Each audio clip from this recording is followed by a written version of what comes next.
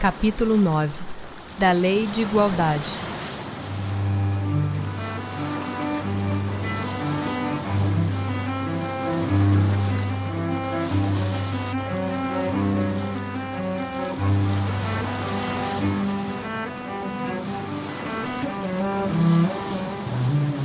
Igualdade natural.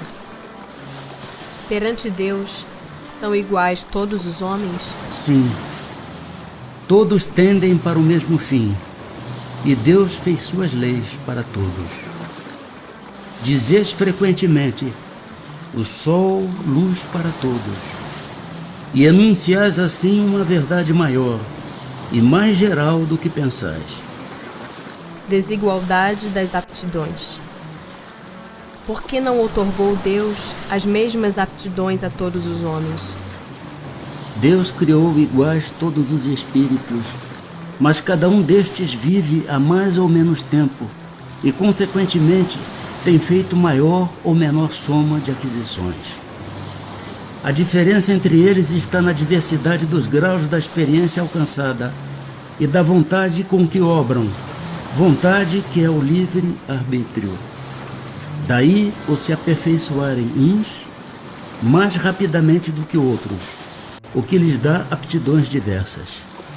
Necessária é a variedade das aptidões, a fim de que cada um possa concorrer para a execução dos desígnios da providência, no limite do desenvolvimento de suas forças físicas e intelectuais.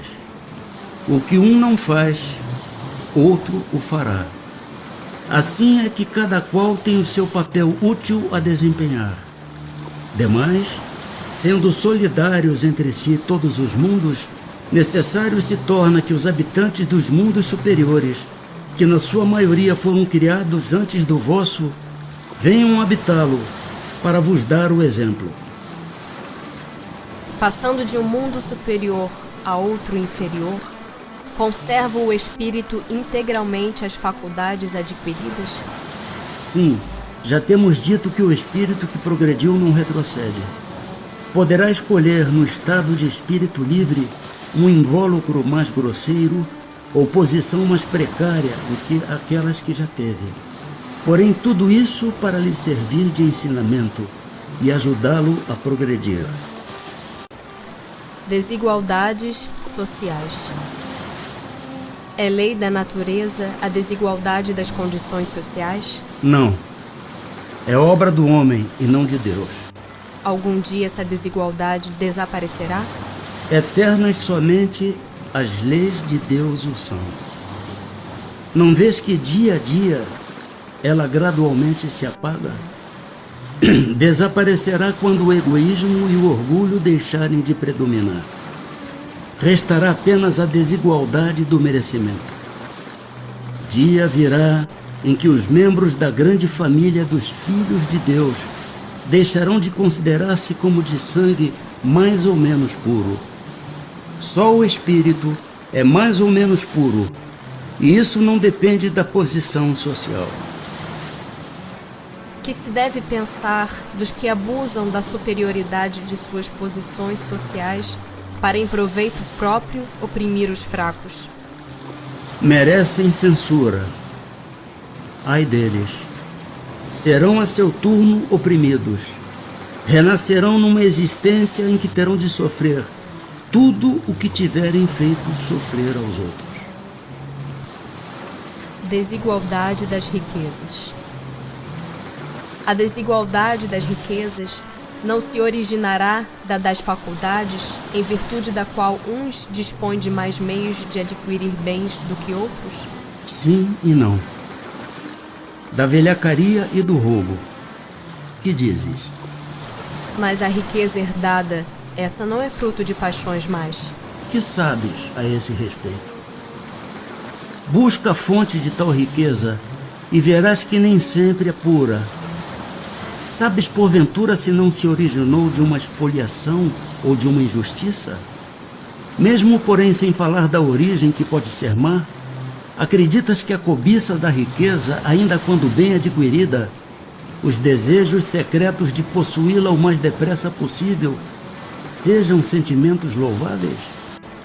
Isso o que Deus julga. E eu te asseguro que o seu juízo é mais severo que o dos homens. Aos que mais tarde herdam uma riqueza inicialmente mal adquirida, alguma responsabilidade cabe por esse fato? É fora de dúvida que não são responsáveis pelo mal que outros hajam feito, sobretudo se o ignoram, como é possível que aconteça. Mas fica sabendo que muitas vezes a riqueza só vem ter as mãos de um homem para lhe proporcionar ensejo de reparar uma injustiça. Feliz dele, se assim o compreende. Se a fizer em nome daquele que cometeu a injustiça, a ambos será a reparação levada em conta, porquanto não raro é este último quem a provoca. Sem quebra de legalidade, quem quer que seja pode dispor de seus bens de modo mais ou menos equitativo. Aquele que assim proceder será responsável depois da morte pelas disposições que haja tomado? Toda ação produz seus frutos. Doces são os das boas ações, amargos sempre os das outras. Sempre entendei-o bem. Será possível, e já terá existido, a igualdade absoluta das riquezas? Não, nem é possível. A isso se opõe a diversidade das faculdades e dos caracteres. Há, no entanto, homens que julgam ser esse o remédio aos males da sociedade. Que pensais a respeito? São sistemáticos esses tais, ou ambiciosos, cheios de inveja. Não compreendem que a igualdade com que sonham seria a curto prazo desfeita pela força das coisas. Combatei o egoísmo, que é a vossa chaga social, e não corrais atrás de quimeras.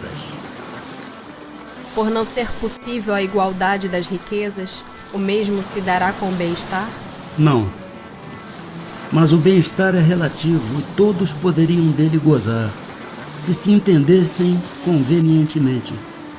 Porque o verdadeiro bem-estar consiste em cada um empregar o seu tempo como lhe apraza, e não na execução de trabalhos pelos quais nenhum gosto sente. Como cada um tem aptidões diferentes, nenhum trabalho útil ficaria por fazer. Em tudo existe o equilíbrio. O homem é quem o perturba. Será possível que todos se entendam? Os homens se entenderão quando praticarem a lei de justiça. Há pessoas que por culpa sua caem na miséria. Nenhuma responsabilidade caberá disso à sociedade? Mas certamente, já dissemos que a sociedade é muitas vezes a principal culpada de semelhante coisa. Demais, não tem ela que velar pela educação moral dos seus membros? Quase sempre é a má educação que lhes falseia o critério, ao invés de sufocar-lhes as tendências perniciosas. As provas de riqueza e de miséria.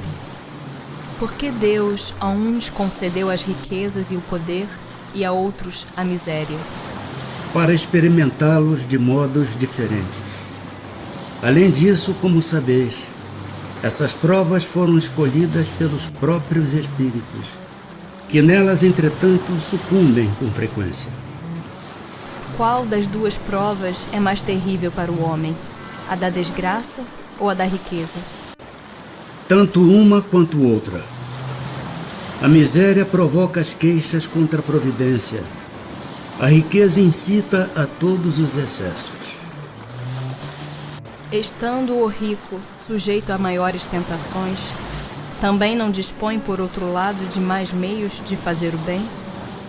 Mas é justamente o que nem sempre faz. Torna-se egoísta, orgulhoso e insaciável. Com a riqueza, suas necessidades aumentam, e ele nunca julga possuir o bastante para si unicamente. Igualdade dos direitos do homem e da mulher. São iguais perante Deus o homem e a mulher e têm os mesmos direitos? não outorgou Deus a ambos a inteligência do bem e do mal e a faculdade de progredir? De onde provém a inferioridade moral da mulher em certos países? Do predomínio injusto e cruel que sobre ela assumiu o homem. É resultado das instituições sociais e do abuso da força sobre a fraqueza. Entre homens moralmente pouco adiantados, a força faz o direito. Com que fim, mais fraca fisicamente do que o homem, é a mulher? Para lhe determinar funções especiais.